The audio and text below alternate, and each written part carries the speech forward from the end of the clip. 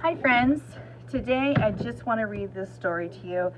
It is called Those Darn Squirrels by Adam Rubin, illustrated by Daniel Salmiri. Look at him, he's shaking his fist. Even those birds. Those darn squirrels! Those darn squirrels. I'm looking at this page and just thinking about that he's drawing lots of birds, but there are no squirrels there. On the outskirts of town, at the edge of the forest, there was a little old house. The only thing older than the little old house was the man who lived in it, Old Man Fuquire. Old Man Fuquire was so old that when he sneezed, dust came out. He was also a grump. He hated pie. He hated puppies. The only thing he liked was birds. All summer long, the old man painted pictures of the birds that visited his backyard. There were whirlybirds and bonga birds, baba birds and yaba birds. Even a rare flugelbird came by once or twice. Fuquire's paintings weren't very good, but the birds never said anything. When the air turned crisp and the leaves began to change color, the old man grew sad. He knew that soon the birds would fly south for the winter, as they did every year, and that he would be lonely. Then he had an idea. If he fed the birds, maybe they would stick around. So, Old Man Fuquire built beautiful bird feeders and put them up all around his backyard. He filled the feeders with delicious seeds and berries, and soon birds came from all over the forest just to eat in the old man's yard. But the birds weren't the only ones who liked the bird feeders. The squirrels did too. Not many people know this, but squirrels are the cleverest of all the woodland creatures. In fact, they're fuzzy little geniuses. They can make a house out of a tree, a bed out of a bunch of leaves, and a box kite out of twigs, dirt, and squirrel spit. They are also excellent at math. Squirrels are pretty smart. Winter was fast approaching, and the squirrels needed to gather as much food as they could get ready, so they decided to take some of the bird food. The birds were not happy. Neither was Old Man Fuquire. When he discovered what had happened, he shook his old man fist and yelled, "Those darn squirrels!" Look at that one. He's just laying on his back. He's pouring it into that guy's mouth. He filled up the feeders again, but this time he hung them from a clothesline.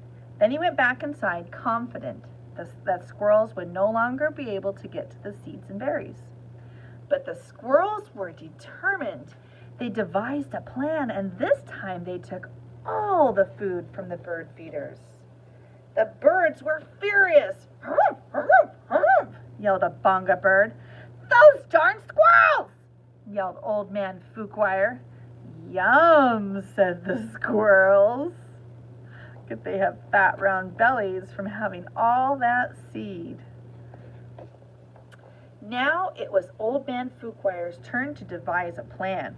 He went to the general store to get supplies. He bought lasers and clamps. He bought wires and springs. He bought all sorts of tools and built a veritable fortress around his bird feeders. Then he refilled them very carefully. "Na, na, na, na, na," snorted the flugel bird.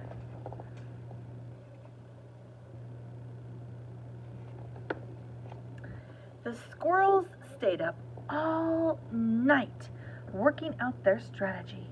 They drank cherry cola and ate salt and vinegar chips to help them stay awake. Finally, they had it, the perfect plan. They put on their tiny helmets and prepared to launch themselves into the air, over the fence, between the lasers, and onto the bird feeders. The first squirrel misfired and hit a tree. The second squirrel went too high and landed in a bucket. The third squirrel sailed clear over the house. The birds laughed and laughed. They each had one last delicious mouthful of seeds and berries from the old man's feeders. Then they flew south for the winter, just as they did every year, said the flugelbird. After the birds left, Old Man Fuquire was lonely, just as he was every year. He fixed himself some cottage cheese and pepper, his favorite snack, but he was still lonely. When he looked out the window, the squirrels could tell that he wasn't happy. "Go away!" shouted the old man. "I don't like you, squirrels." The squirrels held a meeting deep inside a large tree. They decided to give the old man a present to make up for taking the seeds and berries. Now, not many people know this, but squirrels are not only fuzzy little geniuses, they also collect just about anything they find on the ground. These squirrels had a vast stockpile of spectacular junk to choose from. But what would Fuquire like? Bottle caps? Popsicle sticks? Postage stamps? Finally, they had it. The perfect gift. I'm looking at all these things. I guess he probably wouldn't want a Band-Aid or some chewing gum. He's not a fisherman. Money's nice for everybody. A used toothbrush, not so much. A diamond ring. I wonder where they got that. This is interesting. Some medicine. I wonder what they decided on. The squirrels stacked all of their loose change on Old Man Fuquire's doorstep. There were dimes and pennies. There were nickels and quarters. There were even a few tokens from Coco's arcade. It all added up to $47.36 plus a few rounds of skee-ball. "Maybe you squirrels aren't so bad," Mr. Fuquire said when he found the coins, "but I still like birds better." This gave the squirrels another idea. They raided their junk collection again and got to work. I have to look at their junk collection again. I wonder what. So they used their coins. What do you think they'll use this time? He said he likes birds better. When Old Man Fuquire woke up the next morning, he was amazed to see that the birds had returned. But wait, those weren't birds. They were squirrels in disguise. "Great googly moogly," said Old Man Fuquire. "This will make quite a painting." He ran outside, took down the lasers and the wires and the spring-loaded trapeze. He turned all the bird feeders into squirrel feeders. Then he painted till his brush ran out of bristles. Those darn squirrels are pretty darn smart, aren't they?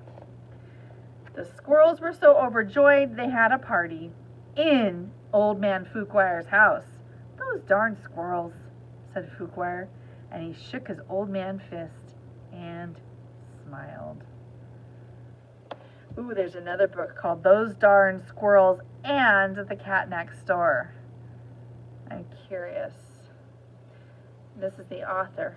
Adam Rubin lives in Chicago, Illinois. Since the publication of Those Darn Squirrels, he has become a major celebrity in the squirrel community. That's funny. Daniel Solmeri, the artist, is a graduate of the University of Arts in Philadelphia and lives in Brooklyn, New York. He swears no squirrels were harmed in the making of this book. I would hope not. All right, I hope you enjoyed Those Darn Squirrels as much as I did.